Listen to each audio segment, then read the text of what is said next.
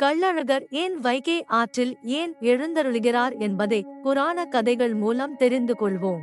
மதுரைக்கு வடக்கே சுமார் 20 கிலோமீட்டர் தொலைவில் அழகர்மலை கம்பீரமாக காட்சி தருகிறது. இங்கே சுந்தரராஜ பெருமாளாக எழுந்தருளியுள்ளார் பெருமாள். அழகர் மலையில் சுதபஸ் என்ற முனிவர் நூபுரகங்கையில் தீர்த்தமாடி பெருமாளை நோக்கி தவம் இருந்தார். அந்த சமயத்தில் துர்வாச மகரிஷி தன் பரிவாரங்களோடு அவ்வழியாக வந்தார். பெருமாளையே நினைத்துக் கொண்டிருந்த முனிவர் ரிஷி வந்ததை கவனிக்காமல் இருக்கவே ஆத்திரமடைந்த துர்வாசர் மண்டூகோ பவ என சாபமிட்டார். உடனே தவளையாகி போன சுதபஸ் சாப விமோசனத்துக்கு வழி கேட்டபோது, விவேகவதி தீர்த்தக்கரையில் வைகே, நீ தவம் பண்ணிக் கொண்டிரு. சித்ரா பௌர்ணமிக்கு மறுநாள் அழகர் அங்கு வந்து உனக்கு சாப விமோசனம் கொடுப்பார் என சொல்லி இருக்கிறார் துர்வாசர்.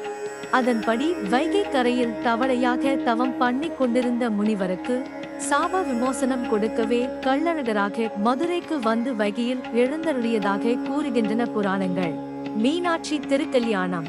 தன் தங்கை மீனாட்சிக்கும் ஸ்ரீசுந்தரேஸ்வரருக்கும் கல்யாணம் நடக்கும் போது செய்தியை கேள்விப்பட்டு ஸ்ரீஅழகர் கள்ளழகர் திருக்கோலத்துடன் அந்த வைபவத்தை பார்க்க அழகர் மலையில் இருந்து இறங்கி சகல கோலாகலகங்களுடன் மதுரையை நோக்கி வருகிறார்.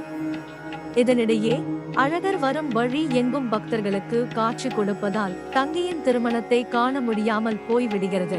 அந்த சோகத்துடன் வைகையில் எழுந்தருகிறார் என்கிறது புராண கதை. மாண்டூக முனிவருக்கு சாபம்.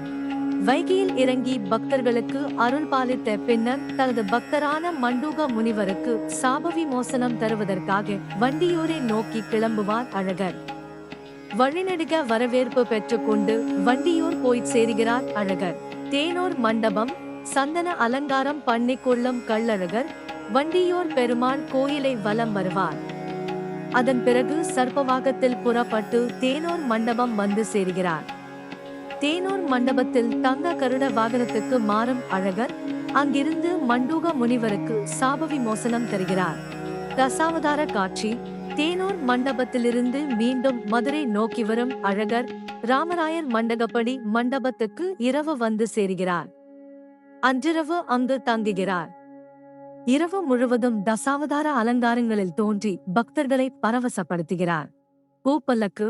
தங்கப்பல்லக்கில் மலையில் இருந்து இறங்கி வந்த அழகர் அலங்கரிக்கப்பட்ட பூப்பல்லக்கில் மலை நோக்கி கிளம்புவார். வழிநெடுக அவருக்கு பக்தர்கள் விடை கொடுத்து அனுப்புவார்கள். அதிகாலையில் அழகர் மலையே சென்றடைவார். தீர்த்தவாரியுடன் சித்திரை திருவிழா நிறைவடையும். இனி அழகரை பார்க்க ஒரு வருடம் காத்திருக்க வேண்டுமோ என்ற ஏக்கத்துடனேயே பக்தர்கள் சொந்த ஊருக்கு திரும்புவார்கள்.